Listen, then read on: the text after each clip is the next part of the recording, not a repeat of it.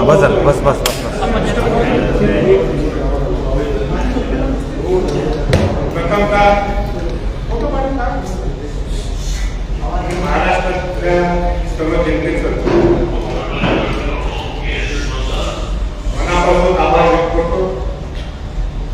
इतकं पुढे माझ्यावर तिने दिलेले हे कदापि विसरू शकत नाही.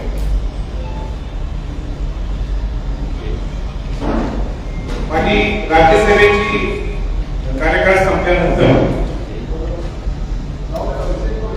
पुढची राजकीय दिशा कशी असणार म्हणून मी 12 मेला पुण्यात मागे 2 राजकीय निर्णय जाहीर केले होते. त्यातून मी सांगितलं की येणाऱ्या राज्यसभेच्या इलेक्शन मध्ये मी अपक्ष म्हणून उमेदवार मुंबई पुढेकार. एका पुण्यातल्या पत्रकारांनी माझी पत्रकार परिषद ऐकल्यानंतर विचारलं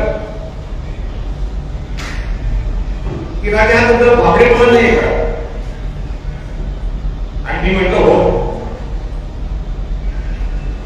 पण मला सगळे गणित माहित होते. पुढचा प्रवास किती खडतर आहे,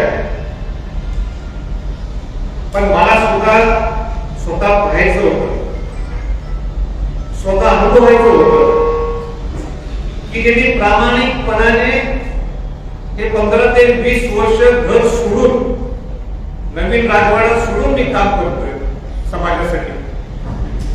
पूर्ण महाराष्ट्र पिंजून काढलेलं आहे. खासदारकी असताना सुद्धा कोणी मला पाठवलं ते न पाहता समाजाची प्रांजळपणाने प्रामाणिकपणाने भूमिका नेहमी मांडत होतो. आणि ही सगळी पार्श्वभूमी पाहून मला असं वाटलं किंवा मी आव्हान केलं की सगळ्या पक्षातल्या लोकांनी मला राज्यसभेत पाठवून द्यावं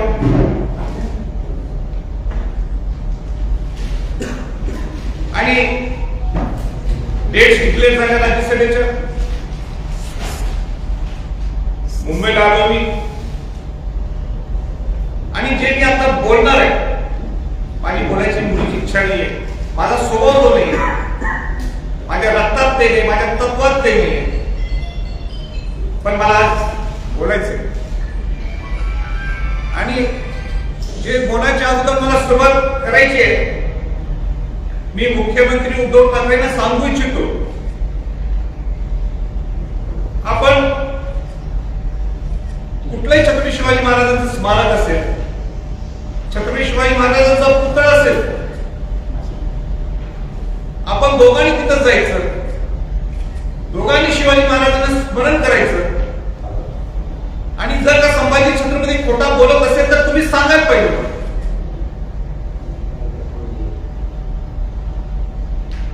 आणि जे मी बोलणार आहे ते मला आवडत नाही, परत तरी सांगतो, पण मला बोलावं लागते.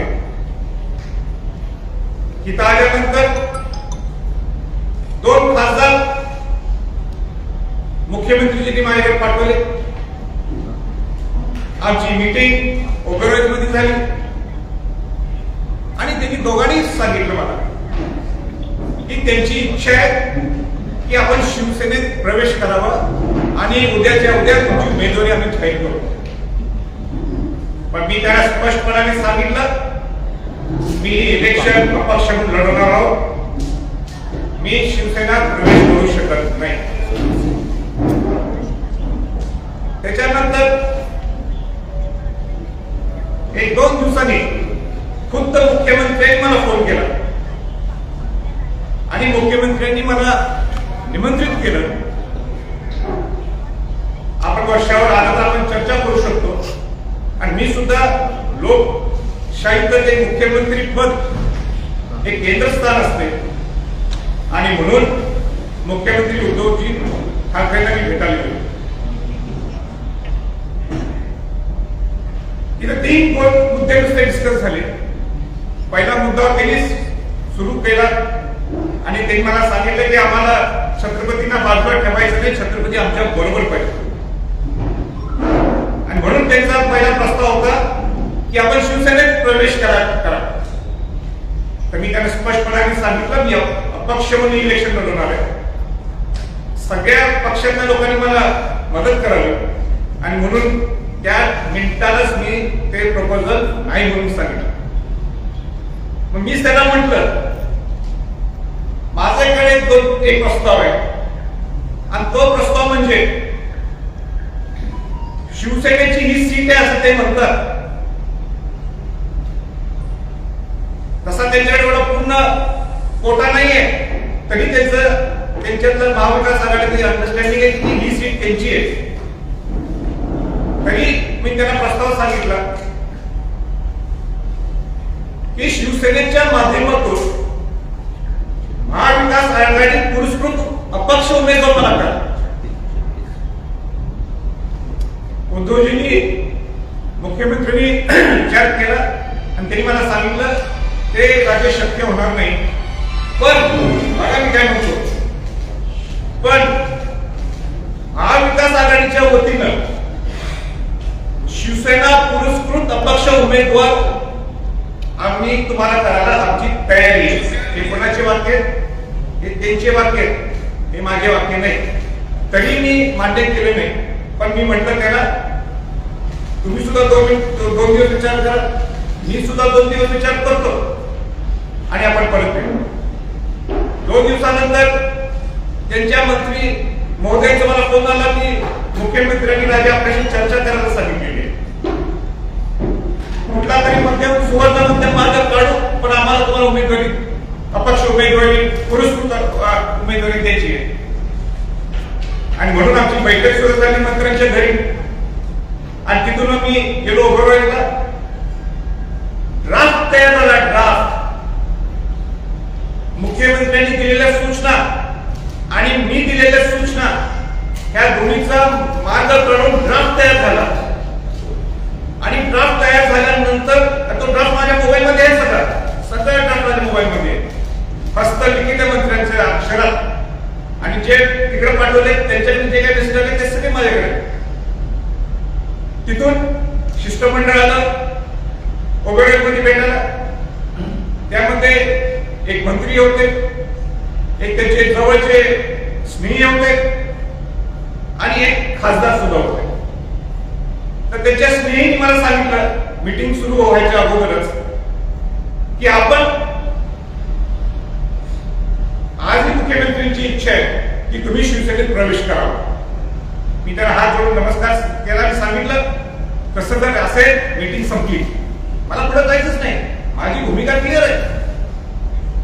मग मंत्री महोदयांनी आणि खासदारांनी सांगितलं नाही राजे हा ड्राफ्ट प्रत्येक आपण वाचू, त्याच्यात काही चेंजेस असल्यास सांगा आणि तो हा फायनल ड्राफ्ट म्हणून आपण स्टॅम्प करू. तो ड्राफ्ट वाचला, त्याच्यात एक शब्द इकडे तिकडे होता, तो शब्द काय होता मला सांगायचं नाही, पण तो शब्द चेंज केला. मंत्री महोदयांनी खासदारांनी सांगितलं हा ड्राफ्ट फायनल आणि हे सगळे तिथून निघून गेले. आता एवढं सगळं शब्द दिल्यानंतर मी काय केलं, मी निघालो कोल्हापूरला. माझे सुद्धा डॉक्युमेंट्स सगळ्या सह्या करायचे होते, डॉक्युमेंटेशन तयार करायचं झालंय, ते सीए आणि वकिलांची चेक करायचं म्हणून गेलो. कोल्हापूरला जाताना नवीन बातम्या मी बघायला होतो की वर्षावर शिवबंधन, उद्या प्रवेश. कोल्हापूरला गेल्यानंतर समजलं की उमेदवारी संजय पवार जे आमच्या कोल्हापूरचा माझा कार्यकर्ता, लाडका कार्यकर्ता मला तो, त्याला उमेदवारी जाहीर केली. मी ज्या खासदारांना जे तो त्याला फोन केला काय करणार चाललंय तेही गप झाले, काय बोलू शकले नाही. मंत्री महोदयांना फोन केला ते काय प्रकार आहे तेही काही बोलू शकले नाही. मुख्यमंत्र्यांना फोन लावला त्यांनी काय फोन माझा घेतला नाही. पण मला इतकं वाईट वाटते की मुख्यमंत्र्यांच्याकडे ही अपेक्षा नव्हती की त्यांनी दिलेला शब्द माझा बोलला. असो, स्वराज्य बांधण्यासाठी मी आता सज्ज झालो. मावळा यांना स्वराज्य संघटित करण्यासाठी मी आज मोकळा होतो. मला आठवते 2009 ची इलेक्शन, मी लोकसभेची इलेक्शन हरल्यानंतर मी पूर्ण महाराष्ट्र विद्युत काढला, लोकांनी पुढे दिलं. लोकांची इच्छा होती की हे शेतकरी, हे कष्टकरी, हे कामगार, हा ग्रामीण भागातला हा समाज, हा ग्रामीण भागातला युवक, शहरी भागातला युवक, या सगळ्यांना तुम्ही संघटित करा. ही मला आज आलेली संधी आहे. मला त्याच्यावर कोणाच्यावरही द्वेष नाहीये. हा एक लाईफचा एक भाग आहे. कोणाच्यावर मला द्वेष नाही. माझी स्पर्धा ही माझ्या बरोबर, आणि म्हणून या विस्थापित मावळ्यांना संघटित करण्यासाठी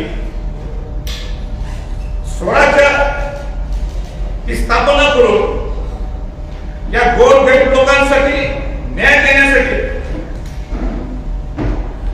न्यायाच्या विरोधात जे लढतात त्यांच्यासाठी पाठीशी लागण्यासाठी मी ठामपणाने या स्वराज्याच्या माध्यमातून उभा राहणार. मी ज्या आमदारांनी सह्या केल्या,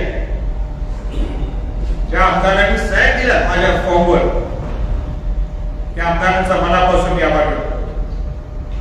आयुष्यभर त्यांच्या मी पाठीशी राहणार. केव्हाही हात एक द्यावी, संभाजी छत्रपती त्यांच्या सेवेशी असतात.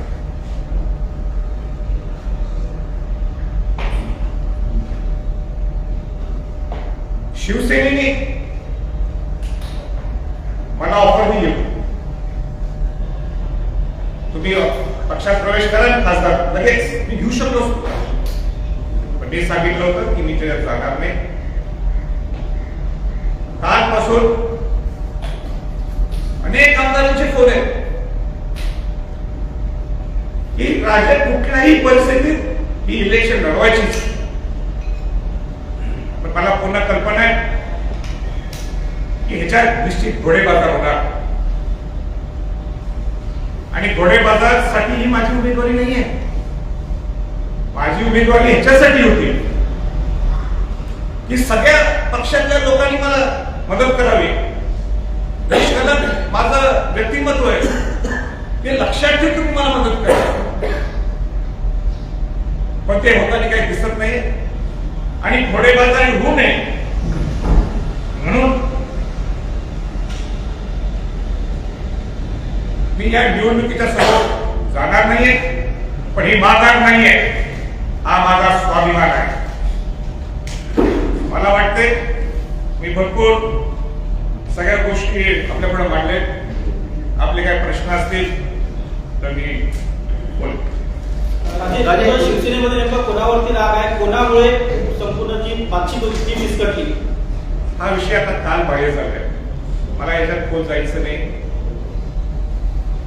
मी जे काय बोलायचं तुम्हाला बोललोय.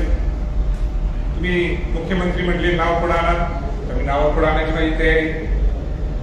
मला आता काय तो विषय संपला माझा. अनुमोदक आमदार कोण कोण होते? अनुमोदक आमदार कोण कोण होते? त्या आमदारांची इच्छा आहे की मी ते नाव न सांगावं आणि का प्रेशर टाकावं त्यांच्यावर. मी सांगितलं तुम्हाला की ज्यांनी सह्या केलेत त्यांच्यासाठी मी ठामपणाने त्यांच्या मागोवा. पण राजे, तुम्ही ज्यावेळी खासदारकीचा कार्यकाळ संपला त्यावेळी भाजपच्या नेत्यांची देखील भेट घेतली होती. भाजपने देखील भाजप पुरस्कृत किंवा भाजपमध्ये येऊन तुम्ही राज्यसभा घ्यावी अशी मागणी केली होती. शिवसेने देखील तीच मागणी केली. पण शिवसेनेत नाराजी आहे तर भाजपावर नाराजी नाही का? मी कोणाशीही पुरस्कृत मला करावं म्हणून सांगितलं. मी सगळ्यांना आव्हान केलं होतं, विनंती केली होती की माझी कार्य पद्धती पाहून आपण सर्वांनी मला मदत करावी. माझी कोणाच्या नाराजी नाही, अजिबात कोणाच्या नाराजी नाही. मी तो उलट आता मोकळ झालोय. मी आता मोकळ झालोय स्वराज्याच्या संघटित करायला. आता मला काही हे नाही, कोणाच्या माझी नाराजी नाही. बीजेपीला सुद्धा अनेक आमदारांचे मला फोन आले का, पण मी फोन करू शकलो असतो किंवा त्यांनी मला संपर्क साधला असता. पण मला आता त्यात काय इंटरेस्ट नाही. राजे, कालच भाजपच्या प्रदेशाध्यक्षांनी जाहीर केलं की आम्ही तिसरा उमेदवार देऊ शकतो आणि तो जिंकूनही आणू शकतो. तर तुमचं भाजपच्या नेतृत्वाची काही चर्चा? माझी कोणाशी चर्चा झाली नाही. तिने काही माझ्याकडे चर्चा केलेली नाहीये आणि मला चर्चा करायची. खासदारकीचा विषय संपलाय असं म्हणायचं आता. ते त्याची बोलू ना. आपली काय बोलायचं पण त्या- माझ्यासाठी खासदारकी महत्वाची नाहीये. मला खासदारकी दिलीच होती ना, मी घेतली नाही ती खासदारकी. माझ्यासाठी माझी जनता महत्वाची आहे, माझा विचार महत्वाचा आहे आणि स्वाभिमानाने मी राहणारा संभाजी छत्रपती आहे. कोणाची तर खाली वाकून घेऊन मी खासदारकी देऊ शकत नाही. सन्मानाने मी राहणारा मी माझं व्यक्तिमत्व आहे आणि म्हणून मावळ्यांना संघटित करण्यासाठी स्वराज्य सज्ज.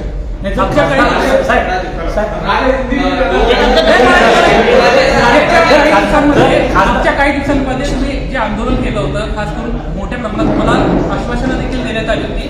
त्या मागण्यांसंदर्भामध्ये मंत्री स्वतः आले होत्या. स्वराज्याच्या माध्यमातून अनेक विषय पुढे येतात. स्वराज्य संघटनेचा आता पुढची राजकीय वाटचाल कशी असणार आहे? पक्षात त्याचं रूपांतर होणार आहे का? स्वराज्य या मिनिटाला नुसतं स्वराज्य ही संघटना आहे. स्वराज्य ही संघटना स्ट्रॉंग करणार आहे मी आणि पूर्ण महाराष्ट्रात पिंजून काढण्यासाठी मी सज्ज आहोत. मला लोकांनी लोक एवढे मला प्रेम देतात, त्या प्रेमापोटी मी पूर्ण एकदा 2009 कसं फिरलो तसं परत एकदा महाराष्ट्रात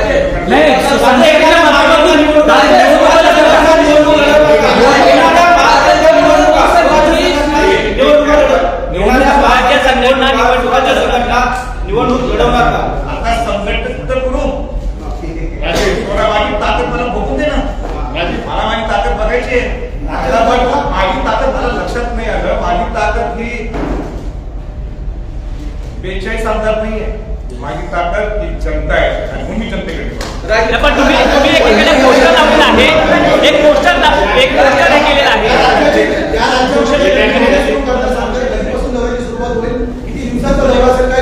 आणि माझा दौरा असा ठरवलेला नाही किती दिवस, पण तो दौरा उद्यापासूनच होतो.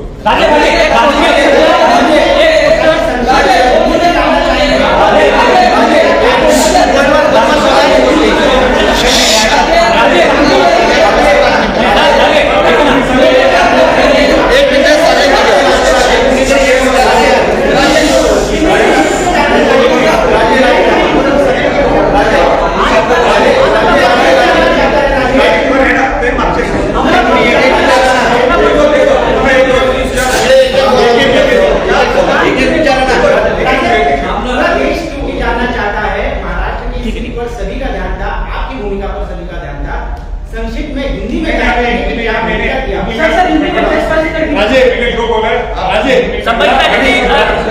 संजय राऊत म्हणाले तुम्ही राष्ट्रवादीमधून 2009 साली तुम्ही राष्ट्रवादीमधून लढला होता. तुमचे लहान बंधू सुद्धा कोल्हापूरमधून निवडून आले. मग शिवसेना तुम्हाला अस्पृश्य का वाटते? अस्पृश्यता तर राष्ट्रीय भाऊ म्हणाला की काय म्हणून काढली. नाही, राजकीय संजय राऊत ते त्यांचे अजेंडा आहेत ना. माझे अजेंडा वेगळे आहेत. मला कुठल्या पक्षाशी द्वेष नाही आहे. माझी इच्छा होती ना अपक्ष लढवायची.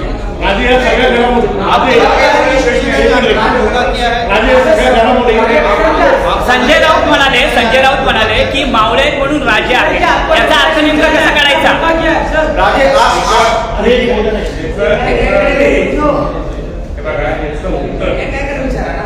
आमचे चिरंजीव शाही छत्रपतींनी उत्तर नाही, त्यांनी त्याची भावना व्यक्त केली सोलापूरमध्ये. मला आवडली त्याची भावना की छत्रपती सुद्धा मावळे घडवतात.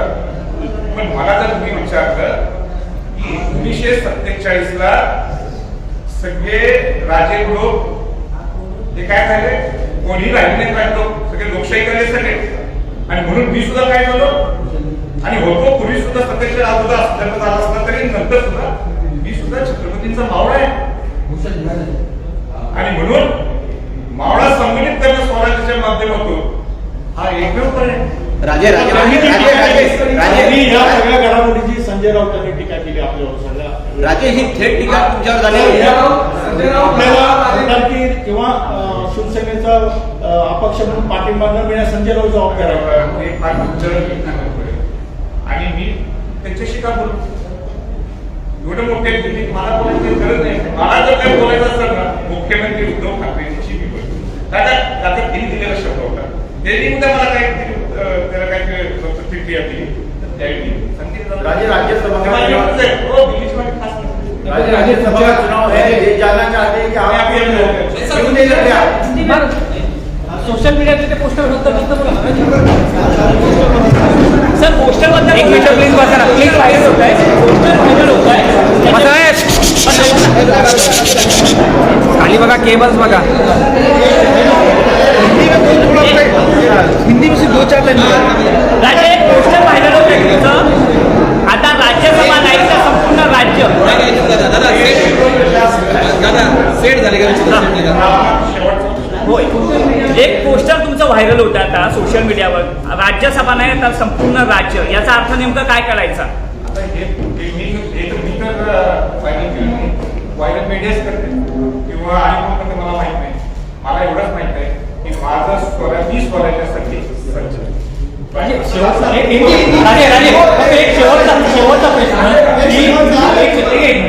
शेवटचा प्रश्न. तुम्ही म्हटला की जनतेसाठी मी जातोय आणि त्यासाठीच अपक्ष लढणार आहे. मग राजकीय पक्षाचं लेबल लावून तुम्ही जनतेसाठी लढू शकत नाही का? जनतेच्या हक्कासाठी लढू शकत नाही का? राजकीय पक्षाचं निर्माण तुम्ही लावलाय मला त्या कुठल्या पक्षाचा द्वेष नाही आहे. त्यांचे अजेंडा आहे. काँग्रेसचा अजेंडा वेगळा आहे, राष्ट्रवादीचा वेगळा आहे, शिवसेनेचा वेगळा आहे. त्याला मी रिस्पेक्ट करतो. मी त्यांना अजिबात मला द्वेष नाहीये. तो त्यांच्या अजेंडा त्याची राबवणच पाहिजे, लोकशाही घेईल. पण मलाच त्यात अडकायचं नसेल तर तुम्ही मला बंद तर लावू शकत नाही. म्हणून आणि माझी कार्यपद्धती ही होती, ज्या पद्धतीने मी काम केलंय. मला सांगा, आता पहिला नसेल काय आणि ज्यावेळी मराठा आरक्षण रद्द करण्याची माझी भूमिका मी मांडली किंवा रायगडचं काम असं मात्र त्याच्यात काही पक्षनिष्ठ बघितलं का? समाजाची भूमिका बघितली ना. याचा आदर तुम्ही करायला नको का? आणि कार्यपद्धती आदर करायला नको का? या सगळ्या पुढारी लोकांनी आयुष्यभर मी नुसतं याच्यासाठी करतोय. खासदार कोणासाठी केली मी राजे नाही हो ना. म्हणून माझं म्हणणं होतं की हे लक्षात ठेवून तुम्ही मला सगळ्यांनी मदत करा. राजे, ज्या आमदारांचं समर्थन होतं तुम्हाला त्यांच्यावरती पक्षीय दबाव होता का? आणि तुमचं संख्याबळ जुळवण्यात तुम्ही कमी पडलात. म्हणजे एकदम रास्त प्रश्न आहे तुमचा. सगळ्या पक्ष आमदारांच्यावर दबाव होता. मला सगळ्यांनी फोन करून सांगितलं की राजे आम्ही तुमच्या बरोबर आहोत, पण दबाव आमच्यावर आहे. कोणाचा दबाव होता? कुठले पक्ष होते?